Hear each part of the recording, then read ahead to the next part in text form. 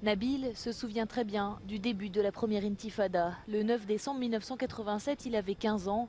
Les Gazaouis enterraient 4 Palestiniens écrasés par un camion israélien. On a enterré les jeunes après la prière du coucher du soleil, là-bas, à côté de l'arbre.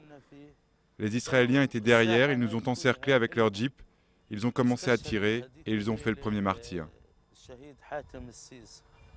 Et c'est donc ici, dans le camp de réfugiés de Jabalia, que la première guerre des pierres a éclaté, avant de s'étendre à toute la bande de Gaza, puis à la Cisjordanie. Nabil dit avoir participé aux actes de désobéissance civile. On jetait des pierres contre les Israéliens, on écrivait sur les murs. C'était une obligation de participer à l'intifada pour la dignité humaine.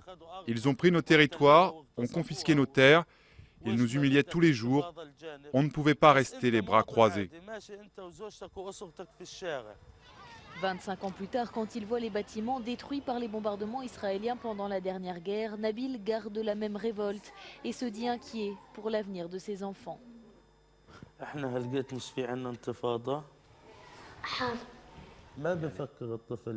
Ils n'ont pas la même enfance qu'ailleurs dans le monde. Ils ne parlent que de bombardements, de morts. Je ne vois pas d'avenir pour eux.